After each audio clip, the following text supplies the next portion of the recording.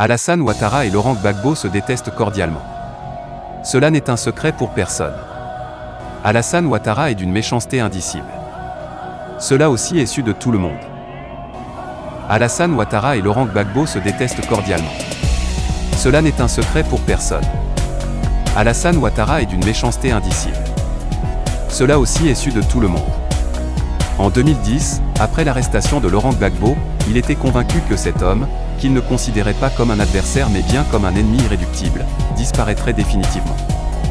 Dans son imagination, avec l'aide du repris de justice Nicolas Sarkozy et la procureure corrompue Fatou Bensouda, Laurent Gbagbo ne pouvait qu'être condamné par la Cour pénale internationale, CPI, et y resterait prisonnier jusqu'à la fin de ses jours, comme pour Charles Taylor. On comprend aisément son désarroi face à l'acquittement de celui qu'il croyait liquider politiquement et bientôt physiquement. Sa colère augmenta avec l'injonction faite par la CPI à l'État ivoirien d'assurer le retour sécurisé de l'ancien chef d'État dans son pays natal. Il rua tant et si bien dans les brancards qu'il en faillit faire un infarctus. Les pauvres Amadou Gon Coulibaly et Sansan Kambilé ont essuyé sa monstrueuse colère. Après plusieurs séances de discussion et d'analyse, Alassane Ouattara se convainquit qu'il fallait être malin pour gérer cette situation. Il indiqua à ses partisans que dans ce cas, il valait mieux avoir Laurent Gbagbo sous la main que de le laisser à l'extérieur. Autrement, le personnage pourrait effectuer plusieurs voyages auprès des chefs d'État et de personnalités influentes d'Afrique et d'Europe, renforçant ainsi son aura et menaçant par ce fait même, le régime RHDP.